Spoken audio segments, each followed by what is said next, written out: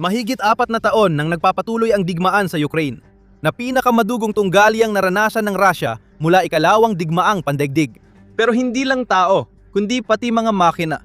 Lalo na ang mga tangke ng Russia ang nawala sa labanan. Talagang nakakagulat ang mga numero dito. Pero may malaking tandang pananong din dahil nagkakaiba-iba ang mga pinagkukunan. Pinakamapagkakatiwala ang bilang ay mula sa Oryx, open source intelligence project na binibilang lang ang makumpirmang nawala gamit litrato o video. Kaya nakumpirma ng Oryx na nasa paligid ng 4,000 at 400 Russian tanks ang nawasak, nasira, iniwan o nasamsam mula Pebrero 2020 hanggang Hunyo 2026.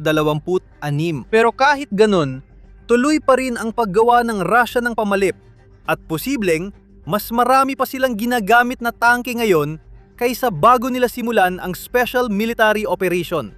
Ayon sa ilang source, dapat ikabahala ng Kyiv yun, pero ang sikreto ay halos hindi naman magamit ng Russia ang lumalaking fleet na yon.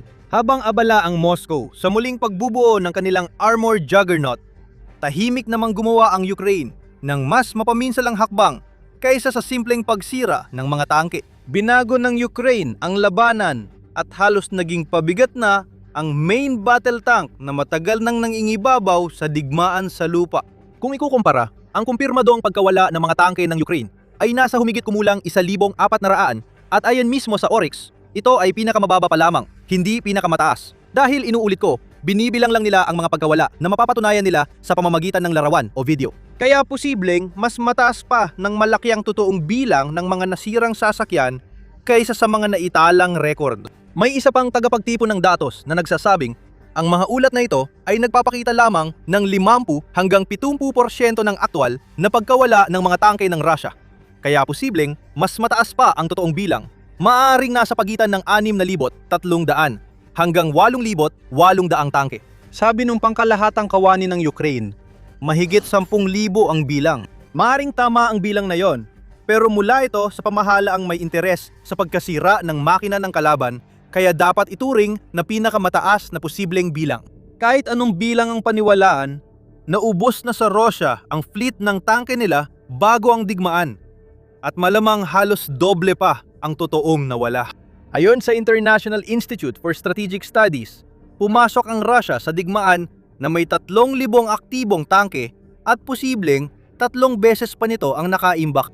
At tinantiyan ng institusyon na sa unang 13 buwan pa lang ng labanan, mula Pebrero 2022 hanggang Marso 2023, halos 1,900 sa mga aktibong tangke ng Russia ang nawala. Mahigit kalahati ng kanilang aktibong puwersa ng mga tangke ay nawala sa loob lang ng mahigit 1 taon. Wala pang ibang hukbo sa makabagong panahon ang nawala ng ganito karaming armor sa ganitong kabilis na paraan. Paano nagawang maglabas ng Russia ng mas maraming tangke kaysa dati matapos ang lahat ng iyon? Ang sagot ay nasa mga imbakan na nabanggit natin kanina.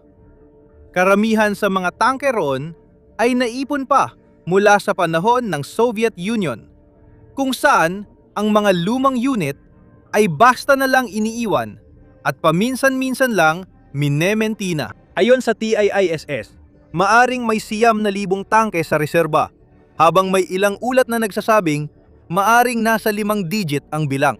Ginamit ng OSINT researcher na si Jumpy ang satellite imagery ng mga imbakan ng tangke para mabilang ang mas konserbatibong 7,342 tangke. Nang dumami ang mga nawalang tangke noong 2023 at 2024, nagkaproblema ang Kremlin sa simpleng aritmetika. Ayon sa eksperto, tanging ang Ural Vagon Zavod sa Nizhny Tagil sa Russia ang gumagawa ng mga bagong tangke mula simula at kayang mag-produce ng halos 200 at 50 modernong T-70M na tangke bawat taon. Ang planta sa Omsk ay kayang gumawa ng karagdagang 100 at 50 T-80B VM, isang modernisadong bersyon ng mas lumang modelo. 4 na rang lang ito kada taon kumpara sa hindi bababa sa 80, 5 na pagkawala kada buwan. Kaya napilitan ng Russia gamitin muli ang libu-libong lumang tangke mula sa Unyong Sobyet. Bawat ikalawang tinatawag na bagong tangke na umaabot sa harapan ay lumalabas na hindi naman talaga bago. Lumang tangke mula Unyong Sobyet, kinuha sa imbakan, binaklas, nilagyan ng bagong optics, radyo at reactive armor sa gilid, saka ibinalik sa serbisyo. Dito, nagiging katawa-tawa ang sitwasyon at makikita mo ang industriyang Ruso na parang gumagawa ng arkeolohiya. Habang tinatapos ng Russia ang mga madaling ayusing tangke, pati mga luma tulad ng 1,000 T-72A mula dekada 1900 na 170 ay ginamit na rin nila. Sobrang sira na ang mga makinang ito, kaya itinuturing ng patay ang kanilang makina. Noong Setyembre 2024, sinabi ng kinatawan ng industriya sa Defense Committee ng Duma na inilunsad ng Russia ang bagong regeneration program. Kinukuha ang lumang makina ng 45 toneladang tangke at nire-rebuild gamit ang bagong pyesa, kaya nabubuhay muli ang mga makinang dating itinapon. Inaasahan lang ng programang ito na makagawa ng mga 100 makinang gumagana, sapat para sa 10% ng mga nakaimbak na T-72A. Kaya noong Disyembre 2020, nagdobel ng pagsisikap ang Russia, kung saan ang King Yisip Machine Building Plant sa Leningrad Oblast ay pumirma ng kontrata para ayusin ang isa pang mas malakas na makina na kasya rin sa T-72A. Ganon katindi ang determinasyon ng Russia, kaya nagtatang sila ng industrial na pagsisikap para maibalik sa kalsada ang 50 taong gulang na tangke. Dahil sa bagong pyesa, ang T-72A mula 11,000 at 70S ay pwedeng maging kahawig at halos kasing galing ng modernong T-72B3M, bagamat hindi ito kasing protektado. Ayon kay analyst Jompy Jompia, dito siya naniwalang plano ng Russia na ibalik halos lahat ng kanilang sasakyan basta't hindi kinain ng kalawang. Gawin na natin ang tank mat dahil ito ang gulugod ng kwento. Tulad ng nabanggit, nagsimula ang Russia na may humigit kumulang 3,000 aktibong tangke. Nawalan sila ng halos 4,000 at 400 kumpirmadong tangke, posibleng umabot sa 6,000. Nadagdagan ng 1,000 at 600 tangke mula sa dalawang pinakamodernong modelo ang bagong produksyon. Kumukuha mula sa imbakan, humigit kumulang 5,000 katawan ng tangke ang mare-recover matapos ibawas ang 2,000 at 100 na kalawangin o kabilang sa lumang T-64 family. Kapag pinagsama mo lahat ng yon, maaring mayroong nasa pagitan ng 3,600 at 5,200 tangke ang mga puwersang panlupa ng Rusya batay sa pinakamababang bilang ng mga nawala. Halos doble ang bilang na yon kumpara sa panimulang puwersa. Kaya sa papel, muling binuo at pinalaki ng Rusya ang kanilang armored na puwersa. Pero unti-unti na ring binubuo ang puwersang yon ng mga lumang modelong parang galing museo. Para maintindihan ito, dapat nating suriin ang mga uri ng tangke sa fleet dahil hindi lahat ay magkapareho. Ang lineup ng Rusya ay nagpapakita ng militar na bumabalik sa lumang kagamitan para mapuno ang kanilang formation. Ngayon, magsimula tayo sa pangunahing sandigan, ang T-72. Unang lumabas mula sa linya ng Soviet noong 1,900 at 72 ang T-72 ay dinisenyo para maging mura, simple, matibay at kayang gawin ng 10,000 ang armored na katumbas ng AK-47. Makikita ito kahit saan dahil ito ang pinakakaraniwang tangke sa magkabilang panig ng digmaan. Namana rin ng Ukraine ang marami nito. Ang mga makabagong bersyon ng Russia sa frontline ay ang T-72B3 at ang in-upgrade na T-72B3M na may mas mahusay na fire control at reactive armor. Pero ang T-72, dalawa rin ang tangke na naging global meme dahil sa matinding pangkawasak. Batay sa kumpirmadong bilang ni Oryx, halos 1,800 T-72 ang nawala sa Russia, pinakamarami sa lahat ng uri. Nasa disenyo ng tangke ang dahilan na tatalakayin natin mamaya matapos ang iba pang uri. Ang pangalawang modelo ay ang T-80 na may sarili ring mga problema. Inilunsad noong 1970. Ito ang unang mass-produced na tangke sa mundo na may gas turbine engine, kagaya ng ginagamit sa helicopter o jet. Dahil dito, mabilis at tahimik ito para sa laki niya, kaya umaabot ng 40 milya bawat oras sa bukas na lugar. Ang mga Soviet at kalaunan ang mga Ruso ay gumawa ng humigit kumulang 5,400 hanggang 5,000 at 500 ng mga tangkeng ito. At nagpatuloy ang produksyon hanggang 2,001. Sa Ukraine, ang T-80 ay tuloy-tuloy na napinsala at napagod.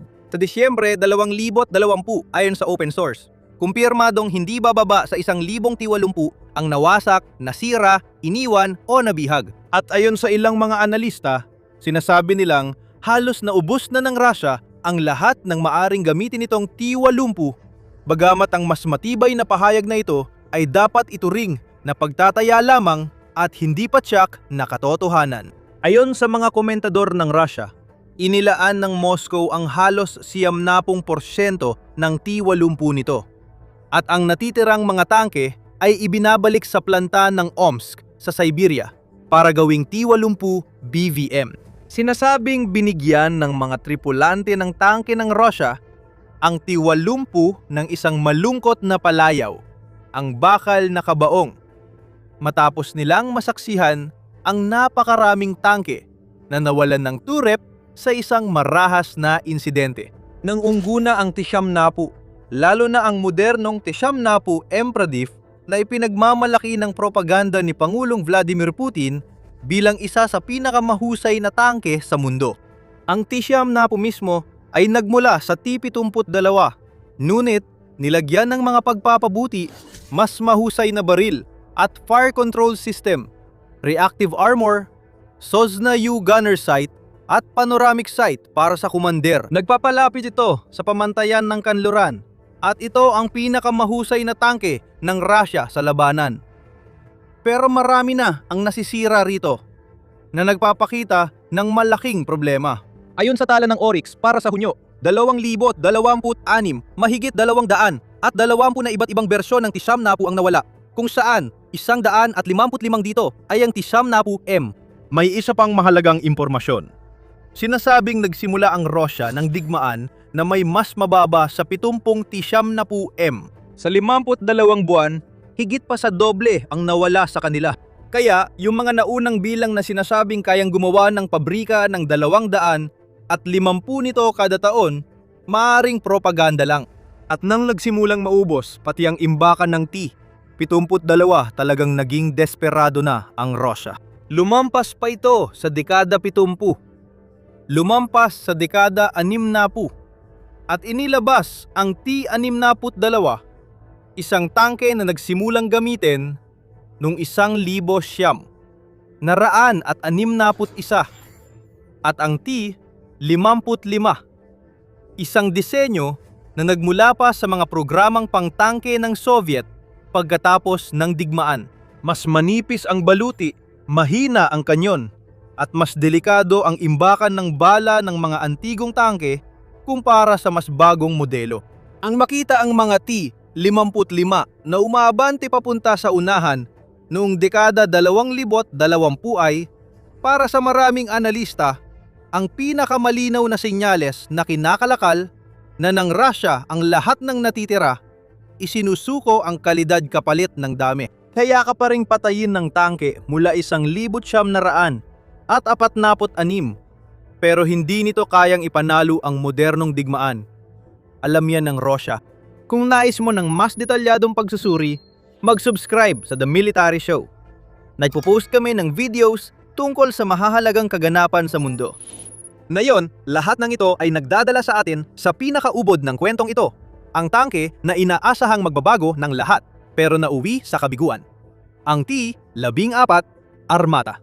Noong 2015 ipinakilala ng Rusya ang Armata bilang revolusyonaryo nang iparada ito sa Red Square. Isang makabagong tangke na may unmanned turret, protektadong crew capsule at active protection system na idinisenyong pabagsakin ang mga paparating na missile sa himpapawid. At isang disenyo na nilika para talunin ang mga kasabay na kanluraning tangke.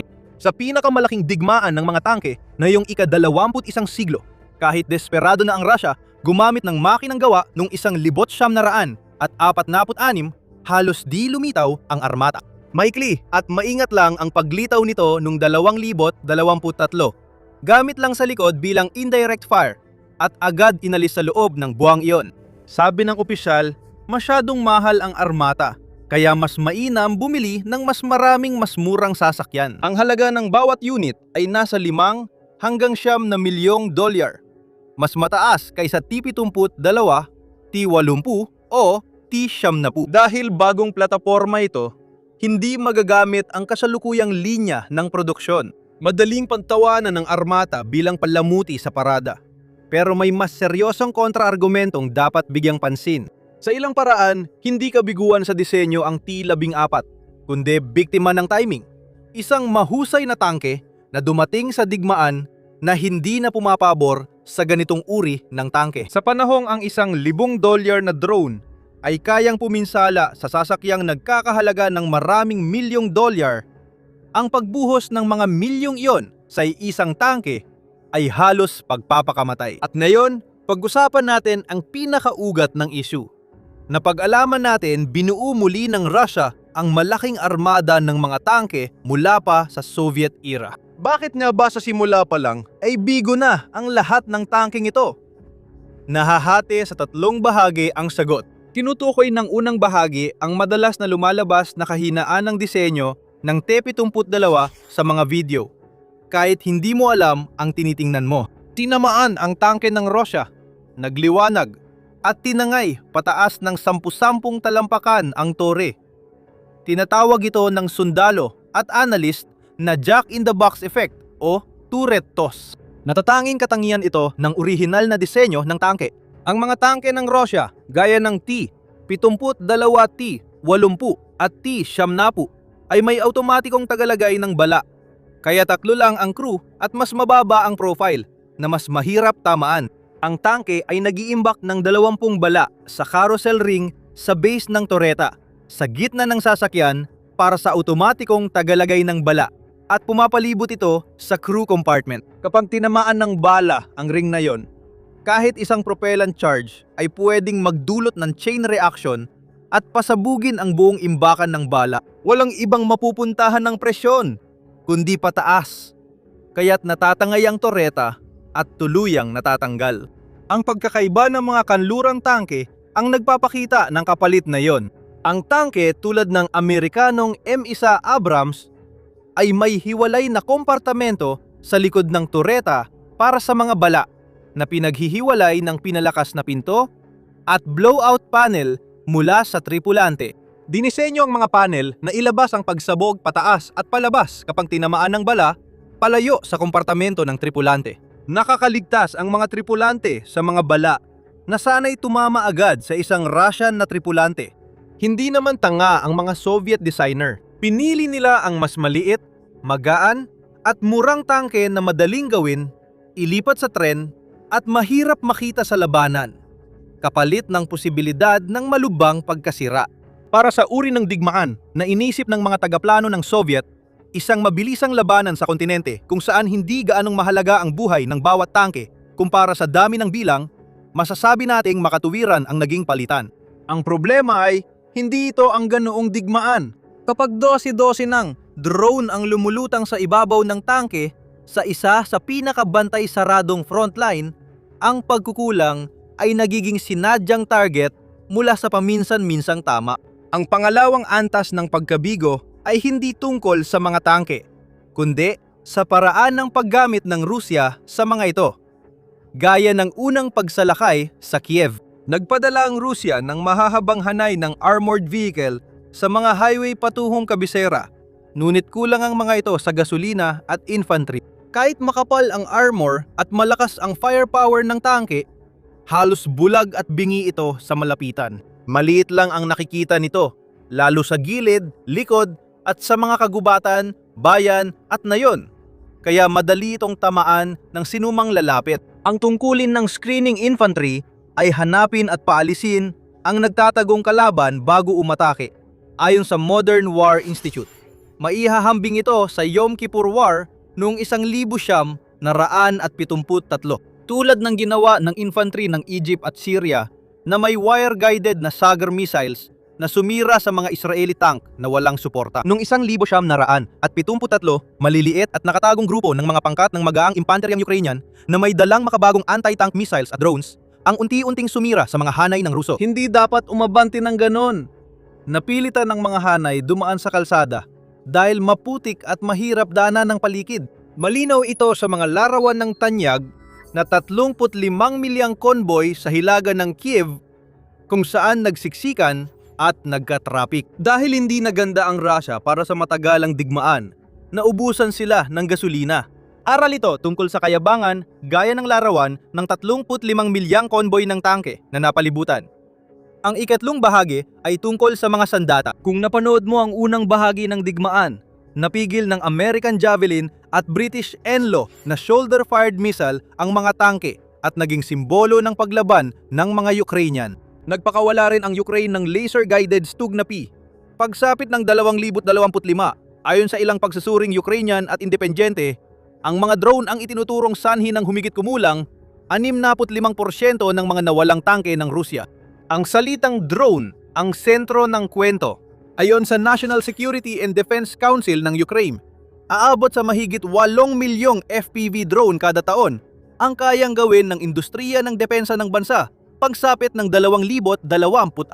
Sa mahigit 160 kumpanya mula sa malalaking pabrika hanggang startup na nagsimula sa garahe. Bagamat ito ay mula sa isang Ukrainian na source, anuman ang eksaktong bilang ng produksyon, ang laki ng dami nito ay nangangahulugan na palagian ng puno ang frontline na may mga murang lumilipad na bomba nangangaso ng anumang gumagalaw. Malaki ang epekto nito sa mga tangke. Hindi lang ambush team ang dapat alalahanin ng tangke ngayon. Kailangan na nitong bantayan ang himpapawid palagian sa bawat metro ng bawat pag-usad sa buong 1,000 at 100 kilometro ng frontline. Parehong sinubukan ng Russia at Ukraine na labanan ang mga drone, kaya nagkaroon ng ilang nakakatawang disenyo. Ang unang pangontra ay electronic warfare gamit ang mga jammer na nagpaputol ng radio link ng FPV drone at piloto. Kaya bumabagsak ito nang hindi na nakapipinsala. Naging maayos iyon hanggang ginamit ng mga gumagawa ng drone ang fiber optics. Imbes na radio signal, may manipis na kable ang mga drone na ito na hinihila nila habang lumilipad at direktang naguugnay sa piloto. Ayon sa ulat, unang ginamit ito ng Russia noong tagsibol ng 2024 at agad din itong natapatan ng Ukraine. Agad nagkalat ang mga kable sa labanan na sabit sa halaman, istruktura at mga pugad ng ibon. Pero sa kabila nito, sumabog ang industriya ng fiber optics, kung saan iniulat na tinaasan ng China ang presyo ng mga ito ng 250 hanggang 400% noong 2026. Dahil pumalpak ang elektronikong depensa, gumamit ang Rusya ng pisikal na balute. Nagsimumal ito noong 2022 sa tinatawag ng mga sundalo na cope cages, mga metal na rehas sa ibabaw ng turret para saluhin ang granada mula sa drone. Noong unang bahagi ng Abril 2024, lumitaw ang turtle tank sa digmaang Russo-Ukrainian, kung saan balot ng hinang na sheet metal ang buong sasakyan, kaya tanging baril lang ang nakalabas sa kahon ng bakal. Noong 2024, nilagyan ng mga Ruso ng daan-daang makakapal na metal na tinik ang mga shell. Inaasahang mahaharang at mapapasabog nito ang mga drone bago tumama sa tangke. Pagsapit ng 2025, ang mga tinik ay naging libu-libong pinong metal na buhok mula sa binuklat na kable ng aluminyo na isinabit sa sasakyan, parang makapal na balahibo. May ilang nagsabing parang hedgehog ang itsura nila, kabilang sa pinakaprotektadong sasakyan sa digmaan. Kayang tiisin ng 12 FPV drone bago bumagsak. Pero bumabagsak pa rin. Kaya ano ang plano? Ano nga ba ang plano ng Russia sa dami ng armor na di nila mailabas? Sa totoo lang, walang siguradong nakakaalam kundi ang mga tao sa Kremlin. Pinakamalamang, pangmatagalan ang laro ng Russia. Umaasa ang mga kumander ng Russia na lalabas ang bagong teknolohiya laban sa drone, tulad ng tagumpay sa jamming, interceptor, o directed energy. Anumang magbubukas muli ng digmaan para sa mabilis at mobile na mekanisadong labanan. Habang naghihintay, inaayos at inaalagaan nila ang kanilang armored core. Inihahanda ito para sa panahong muling maghahari ang mga tangke. Mas madilim at agarang posibilidad ay mas simple. Ipinapakita nito na dahil sa pressure, maaring magdesisyon ang mga komandante ng Rusya na ibalik agad ang mga tangke sa labanan kahit anong mangyari. Sa ganung sitwasyon, ang malaking flip ay reserbang tangke lang na madaling isakripisyo at ipinapadala sa labanan para makakuha ng teritoryo kapalit ng malaking kapinsalaan. Tandaan, pagkatapos ng 2022, huminto ang pag-usad ng Rusya hanggang sa punto na mula 2023 hanggang 2025, mga 1.23% lang ng teritoryo ng Ukraine ang kanilang nasakop. At may isa pang huling baliktad na pangyayari. Ang muling binuong fleet, kahit gaano pa ito kalaki at kahanga-hanga, ay pansamantalang dagdag lang talaga. Gumamit ang Rusya mula sa napakalaking imbakan ng Soviet at halos ubos na ngayon ang imbakan na yon. Isang satellite analysis noong Hunyo 2026 mula sa open source analyst na si John P. ang nagbunyag na habang nagsimula ang Rusya na may pre-war stockpile na 7,342 tangke.